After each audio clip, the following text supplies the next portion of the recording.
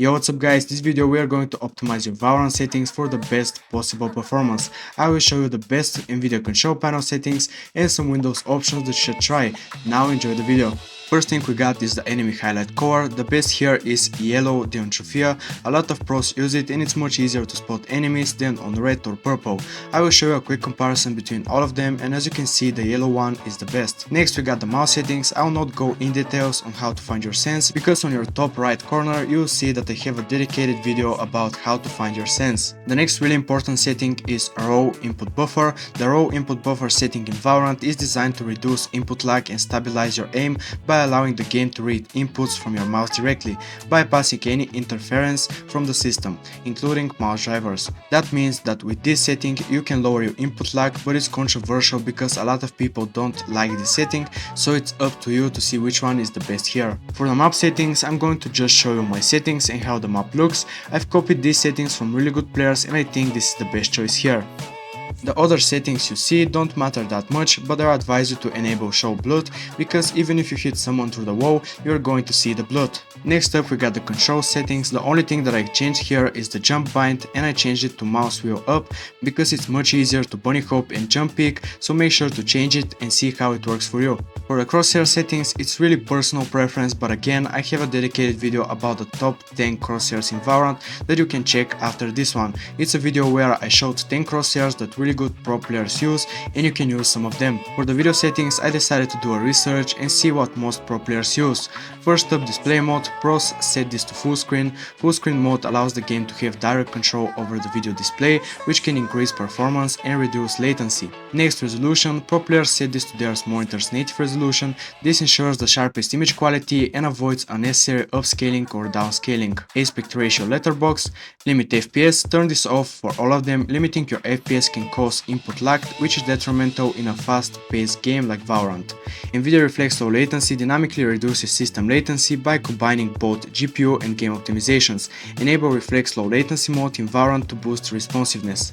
Now let's move to the graphics quality settings. Multi-thread rendering allows the game to use multiple CPU threads for rendering, which can improve performance on systems with multiple cores. Pros usually turn this on. Moving on to material quality, this setting has a high impact on the overall performance of your PC. It handles aspects such as the complexity of shadows and materials, so pros recommend this setting to low to save frames. Texture quality is often set to low or medium by pros, depending on their system capabilities. Lowering this setting can help improve performance on lower end systems. Detail quality is similar to texture quality. Pros often set this to low or medium. Lowering this setting can help improve performance. UI quality controls the quality of the user interface. It doesn't have a significant impact on performance, so pros set it to according to their preferences.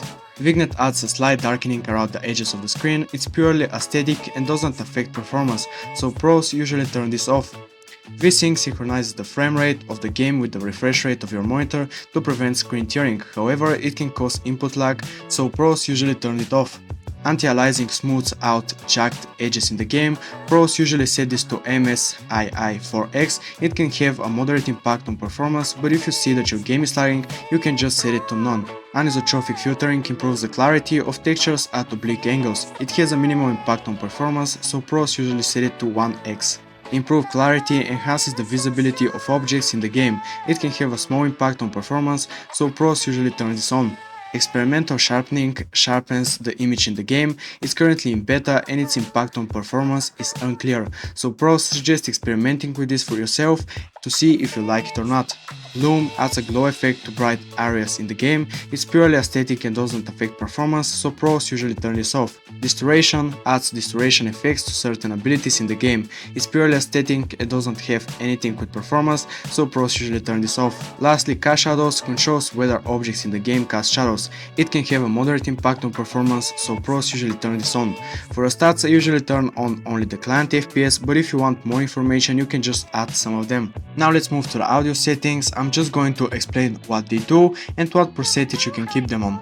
First, let's talk about master volume. This controls the overall volume of the game. It's recommended to set this to 100%. This will ensure that you hear all in-game sounds clearly. Next, sound effects volume. This controls the volume of in-game sounds like footsteps, gunshots and ability sounds. To set this to 100%, this will help you hear important audio cues that can give you an edge in the game. Voice over volume controls the volume of in-game character voices. It's recommended to set this to around 50%. This ensures that characters' voices don't overpower important sound cues. Voice chat volume controls the volume of other players' voices in the game.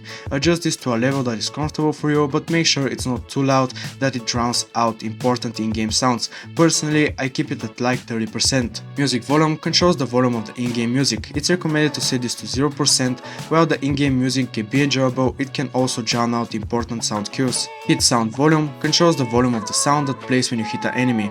Set this to 100%. This can provide important feedback during gunfights. Lastly, there's HRTF, Head Related Transfer function. This setting improves the spatial accuracy of sounds in the game. It's recommended to turn this on. This can help you better determine the direction of sounds like footsteps and gunshots.